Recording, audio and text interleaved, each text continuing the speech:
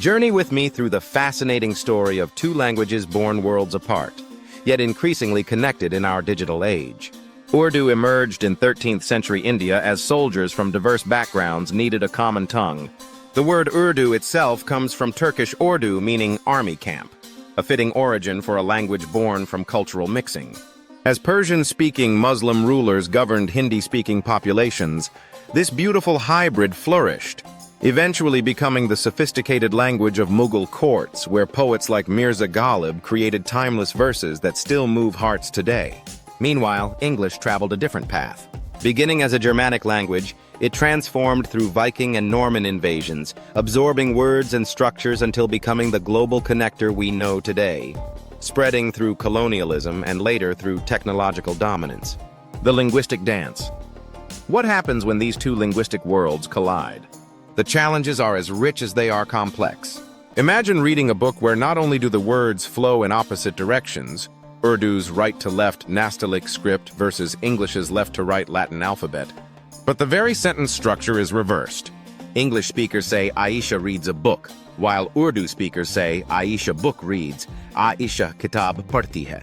Urdu's Nastaliq script presents unique digital challenges with its contextual letter shapes, thousands of ligatures, and diagonal flowing style. Letters change form depending on their position in a word, creating a beautiful but computationally complex writing system that modern rendering engines are only now beginning to handle effectively. When English speakers encounter the book, they hear no indication of gender.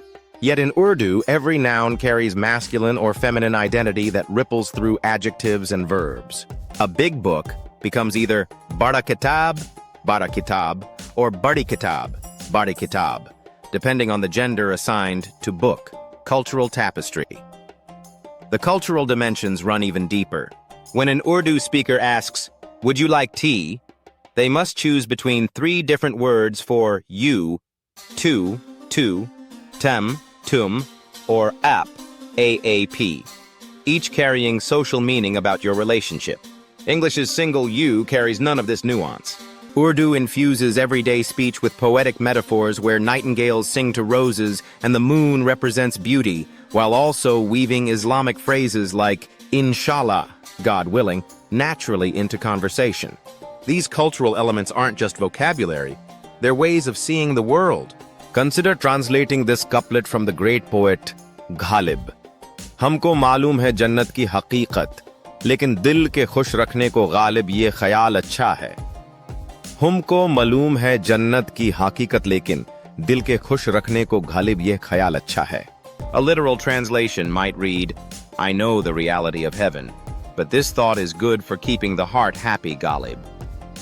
But this misses the layers of philosophical questioning, existential doubt, and ironic self-awareness contained in the original. Digital challenges and opportunities. Despite having 170 million speakers, Urdu faces unique digital challenges.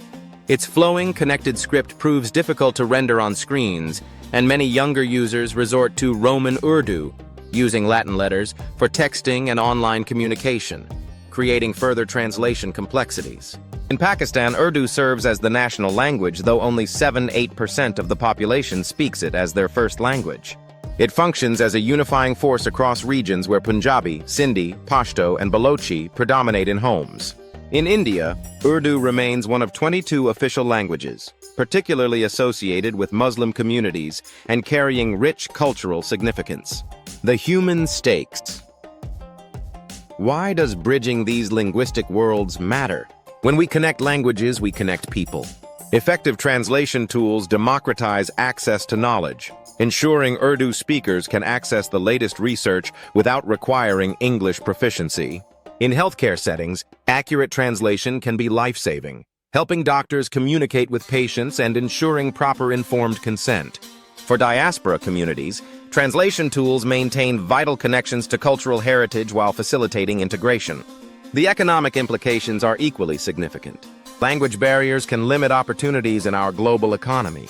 When an Urdu speaker can confidently engage with English language markets and resources, new doors open for collaboration, commerce, and innovation.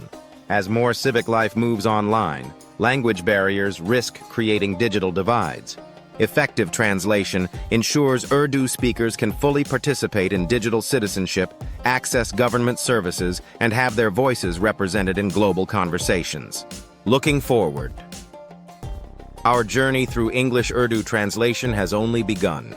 In upcoming discussions, we'll explore how translation technologies have evolved from early dictionaries to today's neural systems, examining current tools and identifying crucial gaps that still need addressing. The future of English-Urdu translation isn't just about words. It's about building bridges between worlds, preserving cultural richness, and ensuring that in our increasingly connected digital landscape, no one is left behind because of the language they speak.